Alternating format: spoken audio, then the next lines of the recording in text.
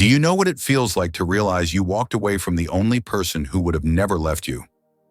That thought hit Ethan Parker like a gut punch as he stared through the cracked hospital window, watching a little girl draw quietly beside a woman fighting to breathe. A woman he once loved from afar but was too much of a coward to fight for. And now, her child might be his, or not. But did it matter? What mattered was the look in the girl's eyes, too familiar, too sharp, too full of silent questions he wasn't ready to answer. And yet he'd followed her, into that broken house, into a life he never thought would touch his own. Now he was standing on the edge of something he couldn't name, part guilt, part hope, part terrifying love. He didn't know how to fix the past, but he knew this walking away a second time would destroy him. Stay with this story because what happens next will rip open old wounds, reveal buried truths, and force Ethan to choose between the comfort of the life he built and the family he never knew he needed. Ethan Parker wasn't planning to stop at the grocery store that night. He had a full pantry, a catered dinner warming on the stove, and emails waiting for replies. But something he'd later call it instinct fate, or maybe just a strange pull in his chest, made him park his car outside the small, run-down corner store on the edge of Newark. The place smelled like damp cardboard and fading linoleum. He had just grabbed a bottle of water when a child's voice sliced through the dull murmur of the store. "Please, sir, I'll pay tomorrow. I promise." Ethan turned. At the counter stood a little girl no older than 6. Pale cheeks, hair in uneven braids, arms wrapped around a single bottle of milk like it was treasure. Her voice didn't shake. It was clear, steady, and heartbreakingly grown up. The cashier crossed his arms. "This isn't a charity, kid. It's for my mom," she said. "She's sick. We don't have anything else at home." The people in line behind her started shifting. One woman muttered something about, "Where are the parents?" The security guard moved toward the counter. That's when Ethan stepped forward. "I'll pay for it," he said quietly, placing a $100 bill on the counter. Silence rippled through the store. The cashier looked up startled. Ethan didn't meet his eyes. He was looking at the girl. At those eyes, his breath caught. He knew those eyes. They were too familiar, sharp, watchful, determined. And behind them, a quiet sadness he had once seen before. Not in a child, in a girl, a woman. "Claire, what's your name?" he asked softly. "Lily," she said, clutching the milk like it was life itself. "Where are you going home?" She answered quickly, then turned and darted out the door. Ethan stood frozen for a moment, then without even fully understanding why he followed. The sun had dipped below the rooftops, casting long shadows across the cracked sidewalks. Lily walked fast, weaving through back alleys and across busy streets like someone who knew this city too well for her age. Ethan kept his distance, heart thudding harder with every block. He didn't know what he was chasing, curiosity, concern, or a ghost. She stopped in front of a rusted gate in a decaying neighborhood in Newark, the kind of place where no one expected good things to grow. Lily knocked twice on the gate, pushed it open, and slipped inside. Ethan followed. What he saw through the broken curtain stole the air from his lungs. On a thin mattress beneath layers of mismatched blankets lay a woman sweating, coughing violently, eyes shut tight in pain. Her skin was pale, her breathing shallow, and then Lily knelt beside her, cradling her head. "I got the milk, Mommy. A man helped me." Ethan stumbled back. His heart slammed against his ribs. Claire Reynolds, the housekeeper's daughter. The girl with the quiet laugh and oil-smudged hands who used to read in the backyard of his family's estate. The girl his mother had warned him about. Not your type, Ethan. You're going places. She's not. He had never dared to love her out loud, not under that roof, but he had watched her, admired her, wanted her, and then he left. Study abroad, business school, career.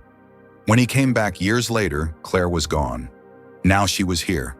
He pushed open the curtain. Lily jumped.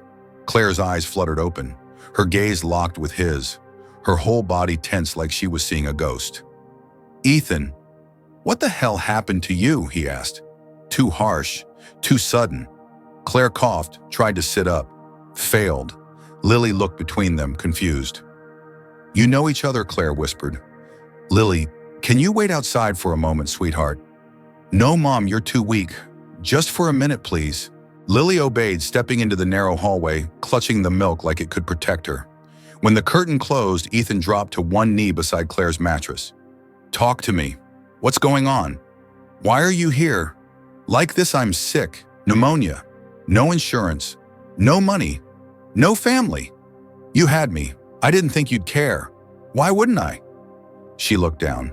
"Because I'm Claire, the girl who cleaned your mother's silver. Because your mother made it clear you had your future mapped out, and I wasn't in it." "That's insane. She told me not to reach out. She said she'd make sure you'd never even hear from me if I tried." Ethan stared at her. "My mother said that to you?" Claire nodded. "And I believed her, because I was already pregnant and scared." Ethan froze. "Wait." Lily Claire's eyes welled. "She's mine, but she's not his. He left the moment I told him. I raised her alone. And you never, I wrote you a letter once," she whispered, "but I never sent it. It's still in my drawer." He didn't respond. Couldn't. There were so many emotions swirling inside him: rage, guilt, confusion. But above all, something ancient grief. For the years lost. For the girl he never fought for. For the child he might have never known existed. "I'm taking you to the hospital," he said, voice steady now. "You can't stay here. And Lily, she'll come with me." Claire hesitated. "She doesn't know anything. She'll learn. I'll be here. I won't walk away again." When Ethan pulled the curtain back, Lily was sitting on the floor hugging the milk bottle. He crouched down to her level. "Lily," he said gently, "we're going to take your mom to St. Mary's Hospital. She's going to be okay, but she needs to rest for a few days." The girl didn't answer, just stared at him, searching. After a long pause, she asked quietly, "Are you the kind of man who leaves or stays?" Ethan's chest ached. "I used to be the first kind," he said, "but not anymore." She looked down at the bottle, then slowly nodded. That night, as they pulled away from that rundown house in Ethan's sleek black car, 3 lives had already begun to change. The past had found its way to the present, and this time Ethan wasn't running.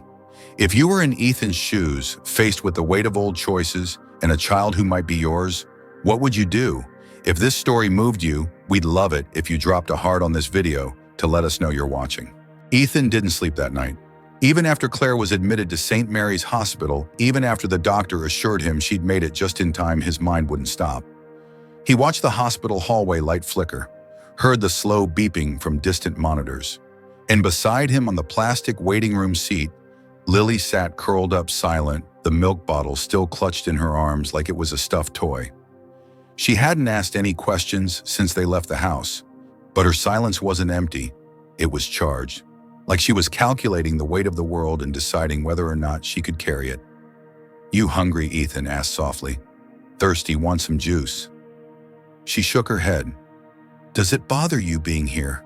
With me?" She looked up at him, and her answer was calm, unforgiving. "I don't know you." It pierced deeper than he expected. He nodded. "You're right.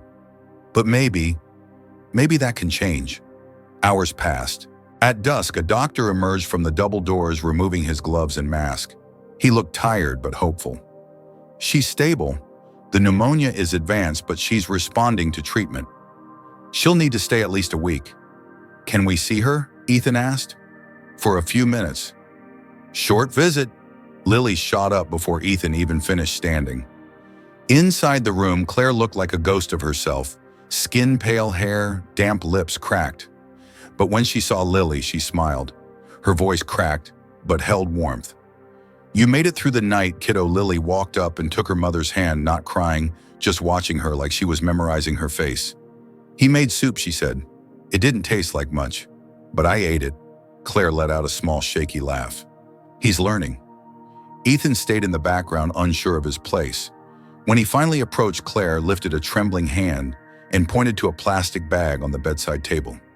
"There's a notebook in there, and a letter. Read them when you're ready." He looked at her confused, but she closed her eyes, exhausted.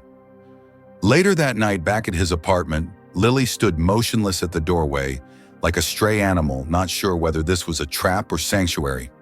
"Put your things down anywhere," Ethan offered, gesturing toward the couch. I didn't bring anything. He felt a twist in his chest. Right. Of course. He stepped into the kitchen hoping the act of movement would silence the panic in his head. Do you know if your mom likes chicken noodle soup? She just puts water and salt and a carrot. He opened the fridge. It was filled with clean glass containers, imported cheeses, wine bottles. Nothing useful. So he Googled a recipe. While the water boiled, he looked back at her, still standing there, still hugging the empty milk bottle, like it held the last trace of her mother's touch. You can sit down, he said gently, or watch TV if you'd like. She shrugged, but eventually she sat. And when the soup was done, she ate every spoonful, not because she loved it, but because she understood survival. That night, as she brushed her teeth with the new pink toothbrush he had bought on the way home, she asked, "Will I sleep alone? Only if you want to. I can leave the door open. You'll be in the guest room. Can I sleep with my mom tomorrow if the doctor says it's okay? And if not, you can stay here as long as you need." She didn't say goodnight, just went to bed, leaving him standing in the hallway with his chest hollow and buzzing. The next morning, she came into the kitchen, barefoot, hair a mess, eyes puffy. "Morning," Ethan said, pouring coffee. "Morning. Want breakfast? Is there toast?" "There will be." They ate in near silence, but it wasn't cold, just cautious. After breakfast, they drove to the hospital. Claire looked slightly better, though she couldn't speak much. Lily held her hand. Ethan stood by the door.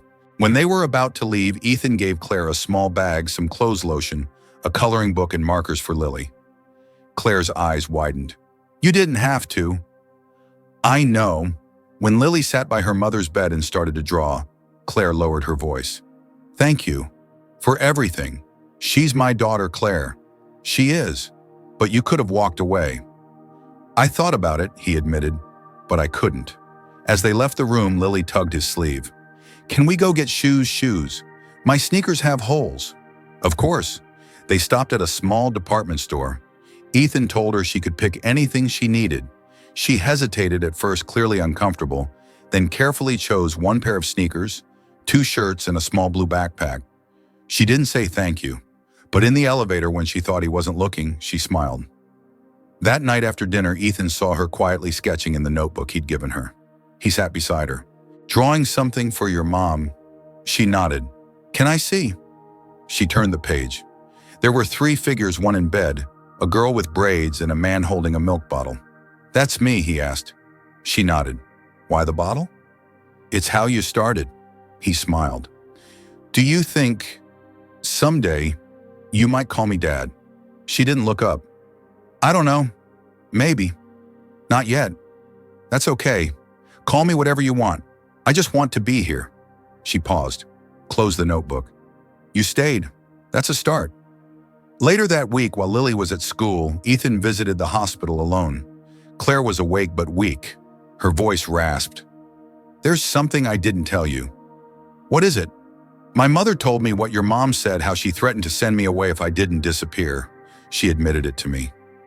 "I was going to get an abortion," Claire said, eyes welling. "But one night I dreamed of a baby with your eyes calling me mommy. I couldn't go through with it. I chose her, even if it meant doing it alone." Ethan sat there stunned. Her words cracked something open in him. "I'm going to make this right, then start by protecting her, no matter what." Claire handed him a notarized document. Legal guardianship, her signature dated official. "If I don't make it, she's yours. No one else. Not the state, not your mother, you." Ethan looked at it for a long moment, then nodded. "I'll sign whatever it takes. She won't lose anyone else." That night, after picking Lily up from school, he tucked her in with a new set of pajamas and turned off the light. Before he left the room, her voice stopped him. "If my mom doesn't get better, will you still be here?" He didn't hesitate. "Yes." "Okay," she whispered. "Good night." "Ethan." He smiled in the dark. "Good night, Lily. If you had to choose between protecting your child and honoring your family's expectations, which would you choose? We'd love to know what you'd do in Ethan's place. If this story touched your heart, please consider dropping a heart to let us know you're watching. The call came just after dawn. Ethan jolted upright on the couch, heart already racing, before he picked up. On the other end, a nurse's voice, quiet clipped, told him Claire had taken a turn overnight. Her oxygen levels had dropped. They needed him to come. 15 minutes later, he was in the car with Lily, still in her pajamas, holding her sketchbook against her chest like armor. "Is she going to be okay?" she asked, barely audible. "I don't know," Ethan said, "but we'll be there. That's what matters." The hospital smelled like bleach and stillness. A doctor met them in the hallway with tired eyes. "She's awake," he said, "but very weak. Only one of you can go in at a time." Lily didn't wait for permission. She stepped into the room without a word. Ethan watched through the small glass window as the little girl he barely knew 2 weeks ago now stood at the center of his life, her hand holding Claire's, her voice too soft to hear. He didn't go in. Not yet. It wasn't his moment. A few minutes later, Lily emerged, eyes red but dry. "She wants to see you." Ethan stepped into the room.